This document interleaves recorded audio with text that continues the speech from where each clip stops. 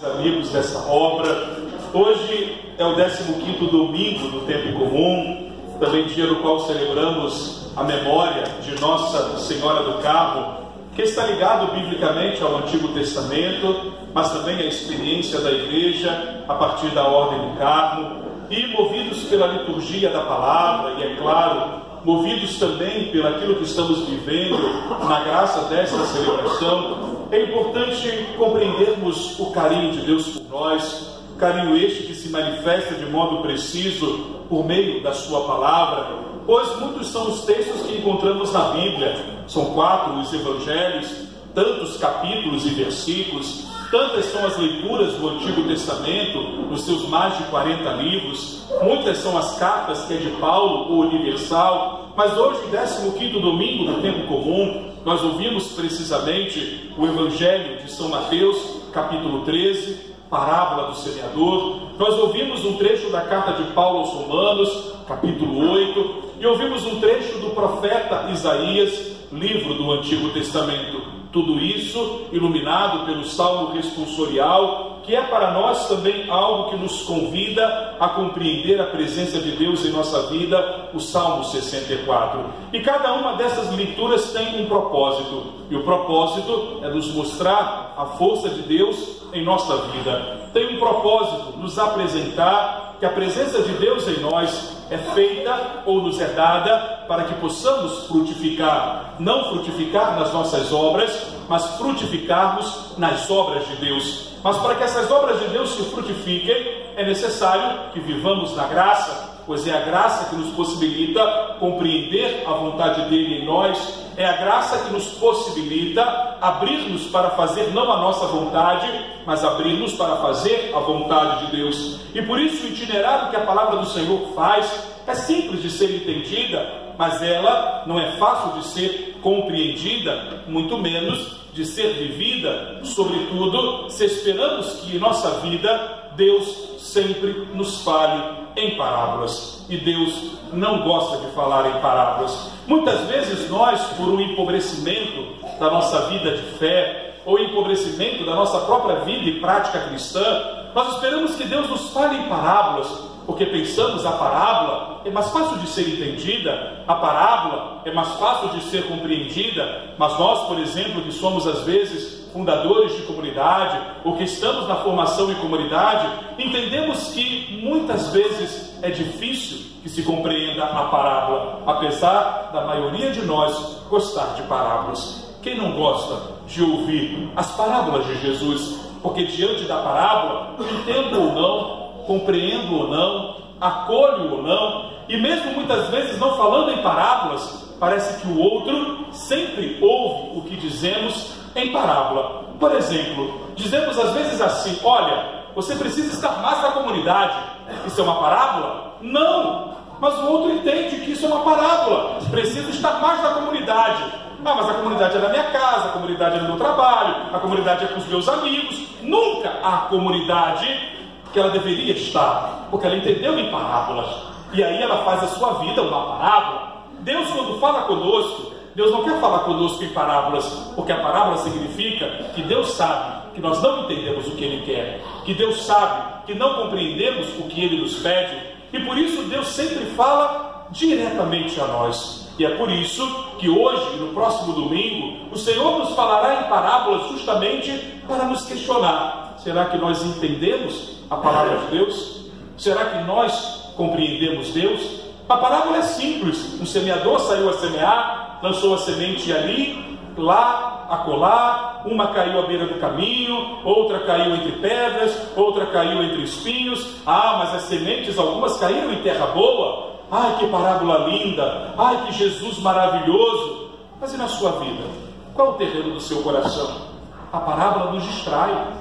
A parábola, como disse Jesus, é algo que é dito para que aqueles que veem não enxerguem, e aqueles que escutam, não entendam, porque precede a palavra a compreensão de Deus em nós, precede a parábola uma vida de intimidade com Deus, e por isso Jesus explica aos discípulos, porque serão eles transmissores de Deus, serão eles que transmitirão a Deus, e não transmitirão Deus em parábolas. E por isso, a igreja, quando nos comunica algo, ela não nos comunica em parábolas.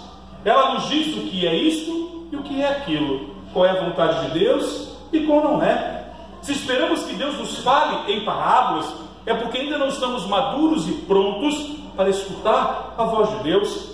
Se esperamos que Deus nos fale em parábolas, nós ainda não estamos prontos a responder a Deus na autenticidade de nossa vida.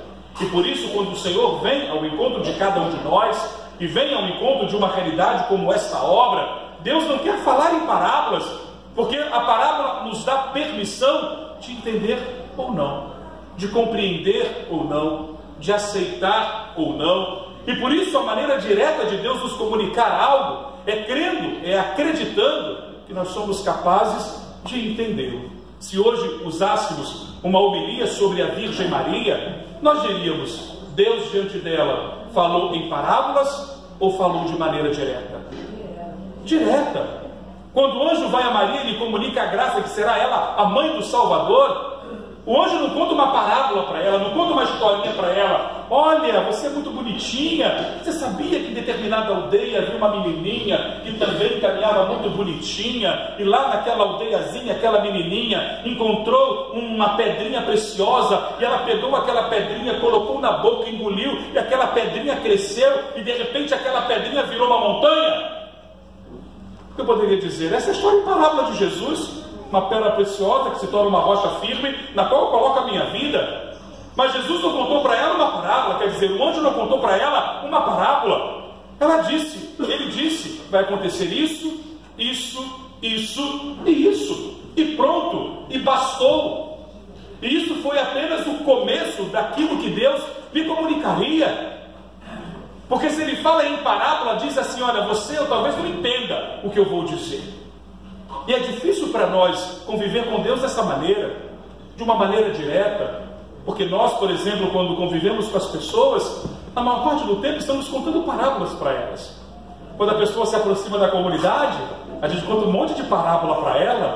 A comunidade é o céu, é um lugar maravilhoso, é onde Deus te quis desde toda a eternidade, e você fica: ai meu Deus, só anjo que tem ali, não é? E aí quando a gente entra na realidade, você fala: nossa, mas que parábola é essa que me contaram? Mas em meio das parábolas tinha umas coisas que eu não entendia. E aí é preciso ser direto, porque é assim que Deus age. E hoje a liturgia é uma proposta a isso. Por quê? Porque Deus não quer que a nossa vida seja parábola. Deus não quer olhar a nós e dizer assim: será que posso contar para ele a verdade? Será que posso contar para ela a verdade? Será que eu posso dizer tudo o que eu quero dela? Será que eu posso dizer tudo o que eu espero dele? Às vezes Deus vai contando umas pequenas parábolas porque sabe que nem sempre estamos maduros para entender. E só depois de muito tempo vamos entender aquela parábola que ele contou para nós. Ângela, quando Deus te chamou a esta obra com as suas irmãs, Deus contou uma parábola ou foi direto? Direto. Mas a gente tinha contado muita parábola para você, né? Vamos ali fazer aquele grupo, vamos fazer lá não sei o que, não é? Mas na hora em que ele quis, ele disse: é isso, e pronto. Porque se ele conta mais uma parábola, a obra não acontece. Se ele conta mais uma história, o sim não é dado. E é isso que a parábola do semeador hoje nos ensina. Nos ensina não no sentido da parábola. O que nós somos? Terra boa, à beira do caminho, terra pedregosa, terreno espinhoso. Não é essa a reflexão que Jesus quer fazer com aquela multidão que está diante dele, é perguntar para eles: vocês entendem o que eu estou dizendo? Vocês compreendem o que eu estou falando? Porque vocês estão me vendo, vocês estão me ouvindo, mas será que vocês conseguem me ver naquilo que eu sou? Conseguem me escutar nessa palavra que eu sou? Porque o profeta Isaías dizia isso, porque a palavra de Deus é lançada para ser em nós, semeada e dê frutos. E Deus, dizia o profeta, Ele é capaz de irrigar essa terra. não é para nos perguntar qual é o terreno do seu coração. Não é se você é terra boa. Não é se o seu coração é pedregoso. Não é se o seu coração é espinhoso. Porque isso ele diz para os apóstolos, não para a multidão. É algo que nós muitas vezes não conseguimos ver. E quando Paulo na carta aos Romanos fala da criação, o que ele diz? A criação está aí, esperando ansiosamente o momento de se revelarem os filhos de Deus. Porque os filhos de Deus não são aqueles que falam em parábolas. Os filhos de Deus não vivem a sua vida em parábolas. Mas os filhos de Deus são aqueles que são libertos das parábolas. Porque sabem o que são. Se reconhecem naquilo que eles são. E nós muitas vezes queremos viver uma vida em parábolas. Não sei se me faço entender. Porque a parábola tira a autenticidade da realidade. E nós vivemos muitas vezes fora da realidade. E aí vivemos na nossa casa uma parábola de fé. Esperando que minha mãe entenda o que eu estou vivendo. Vivo no meu trabalho uma parábola de cristão. Que as pessoas entendam o que é a minha fé. Elas não entendem. Elas não compreendem. Então viva autenticamente a sua fé. Porque é esta autenticidade que o mundo espera. É essa autenticidade que dizia Paulo, que faça com que o mundo creia e seja liberto. E não porque eu fico contando historinhas de fé. E nem sempre isso para nós parece ser uma coisa real. E por isso tantas vezes perdemos a oportunidade de libertar os outros. Perdemos a oportunidade de converter os outros. Contamos uma historinha sobre as coisas para que o outro entenda. Eu pergunto, o outro entende? Não, pergunta a qualquer pai, qualquer mãe que conta historinha para os seus filhos. A historinha é muito bonita de ser contada, seja ela qual for, de princesa, de sapo, o que for a historinha que você conte para ela. Mas é só historinha, não é? É realidade? Mas quando ela está mal na escola, você conta uma parábola para ela. Era uma vez uma criança muito burra. Eu não sabia nada. Cresceu e ficou desempregada. Não conseguiu pagar suas contas. E quando morreu, foi enterrada numa vala porque não tinha como pagar o cemitério. Ela vai entender isso? Mas eles disseram assim, olha, estudem. Eu estou pagando a sua escola, estuda porque você não faz nada além de estudar, sua única obrigação é essa, o estudo mesmo que você não goste é o que precisa. Você não fica contando parábola para ela. Você sabe que ela não vai entender. E se entender, ela se faz de desentendida. Não é? Entendeu? Não é? Contou em parábola. Não é? Quantos ali diante de Jesus ouviu a parábola do semeador e falou: nossa, que lindo! Ai, que maravilhoso esse moço aí na barca aí, falando da semente, falando da pedra, falando do espinho. E voltaram para casa se perguntando se o coração era pedra, espinho ou à beira do caminho. Os caras falaram: não! Mas aqueles que entendiam Jesus, para além da parábola, certamente se converteram. Se tinha um coração de pedra, pensaram: preciso mudar meu coração. Se eu tenho um coração de espinhos, que vem a tribulação e a dificuldade, e logo eu perco a minha fé, eu preciso mudar. Mas a maioria voltou para casa feliz da vida, sem se perguntar se o seu coração tinha esse ou aquele terreno.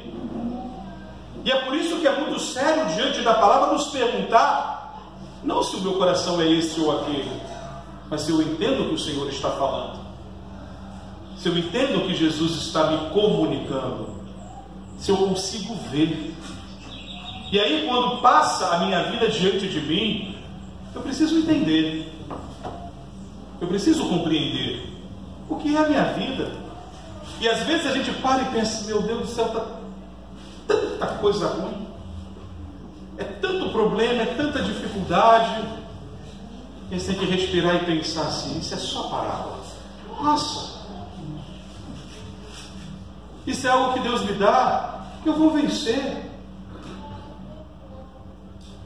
E é esse acreditar em Deus que produz em nós esperança. Quando comprou-se esse terreno, e hoje nós teremos a graça de revisitar a memória desse momento, não foi uma parábola, mas foi uma profecia. Parábola e profecia são realidades completamente distintas, diferentes. Porque a profecia, ela é dada na certeza de que a entenderemos.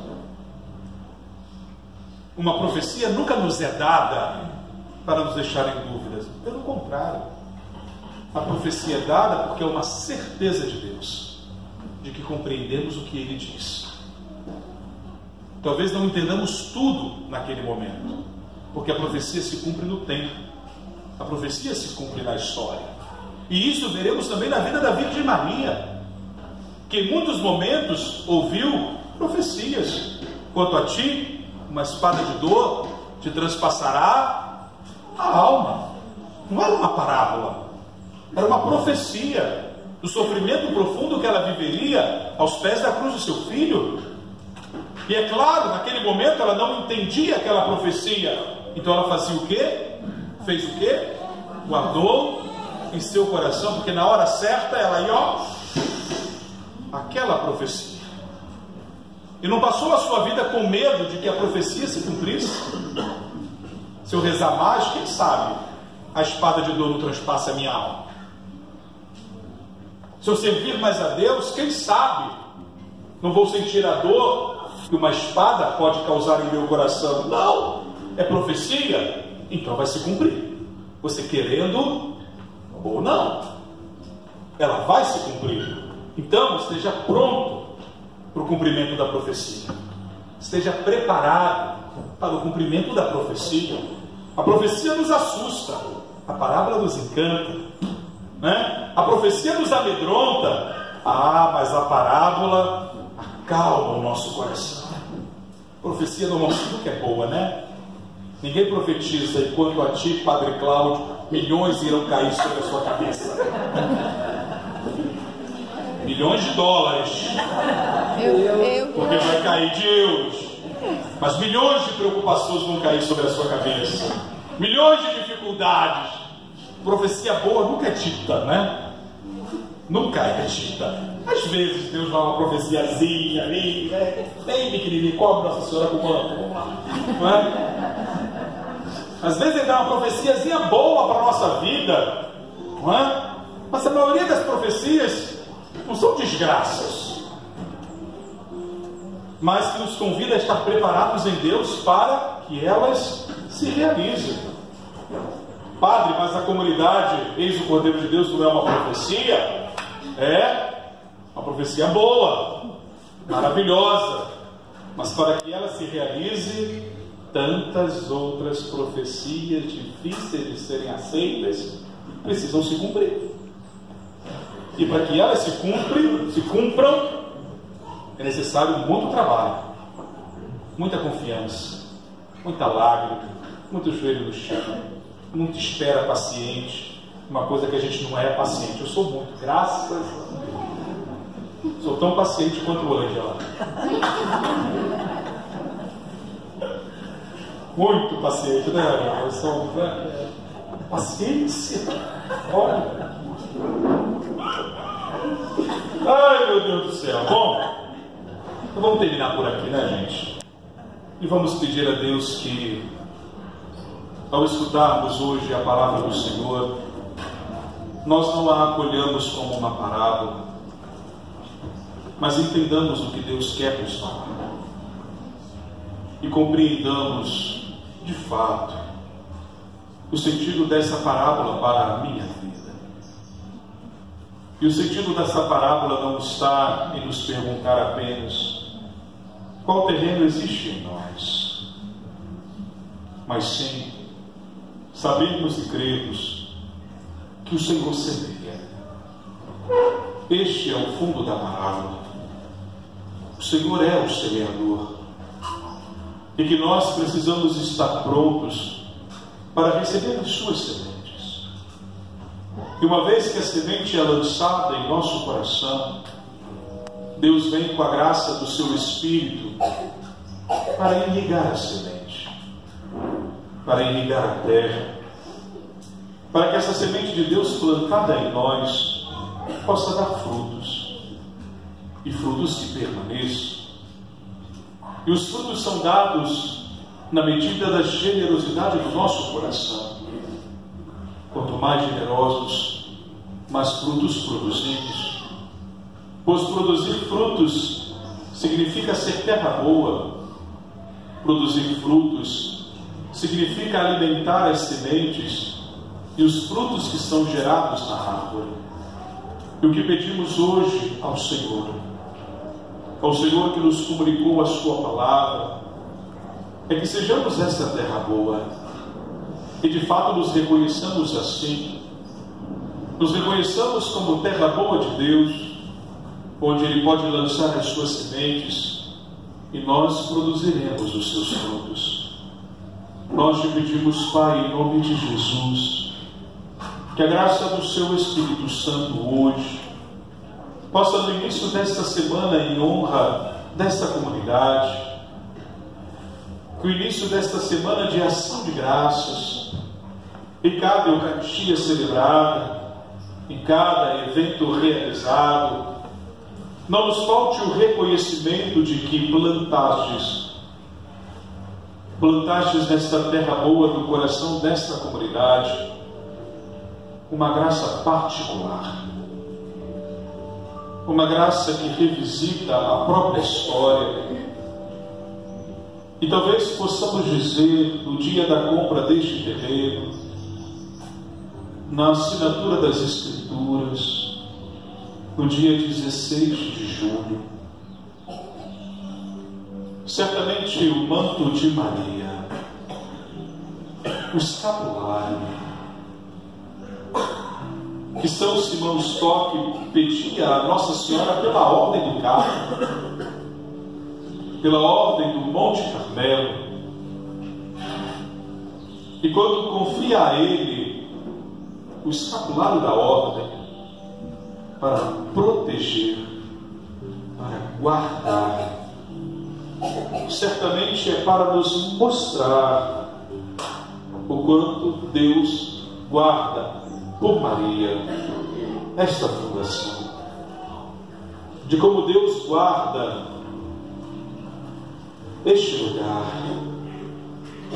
que nos faz revisitar o Monte Carmelo em Haifa, onde o profeta Elias derrota os profetas de Baal, pois ali no livro dos Reis, sendo Elias o último profeta de Israel, pois todos os outros profetas haviam sido mortos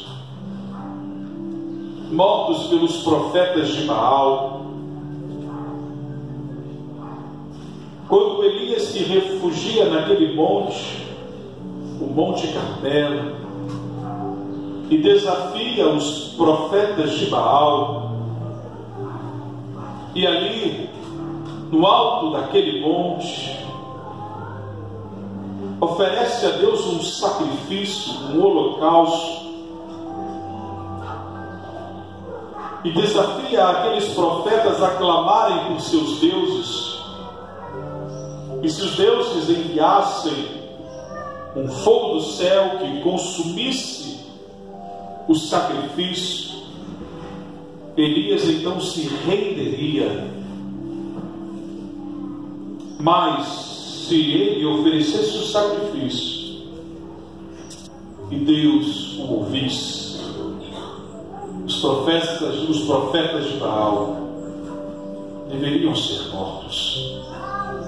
E durante todo um dia, os profetas de Baal clamaram com cantos, orações, gritos, automutilação, mas os seus deuses não o escutaram. E no fim daquele dia, no entardecer daquele dia, Elias levantou os seus olhos para o céu, ergueu as suas mãos e orou ao Deus único, que enviasse um fogo do céu, que consumisse o sacrifício oferecido a ele. E Deus o escutou. E no fim daquele dia, os profetas de Baal foram mortos à espada. E Deus, que é o Deus de Israel, torna-se o único Deus a ser adorado. E assim pensemos, irmãos e irmãs, também neste lugar não há lugar para os profetas de Baal. Que neste lugar existe um sacrifício que é imolado a Deus todos os dias. Naquilo que está na raiz desta comunidade, naquilo que é a adoração contínua. Pois aqui o único cordeiro imolado e sacrificado é o próprio Deus que se dá em amor a nós, para expulsar as mentiras e inverdades, para restaurar o que precisa ser restaurado. E se no Monte Carmelo os primeiros monges carmelitas fazem as suas fundações, é para que ali a Virgem Maria continue a guardar e a proteger aqueles que são de Deus. E por isso nós te pedimos hoje, Senhor, pela intercessão da bem-aventurada Virgem Maria, que também sobre este lugar, sobre esta fundação, sejam guardados de todo perigo e de todo mal, sejam protegidos eles e todos aqueles que aqui vêm, todos aqueles que aqui chegam, sejam também revestidos e protegidos, guardados de todos os ídolos, de todos os ídolos que são gerados e criados para serem deuses em nossas vidas, mas que sejam derrotados, porque oferecemos o único e verdadeiro sacrifício, o Cordeiro de Deus, aquele que tira o pecado do mundo.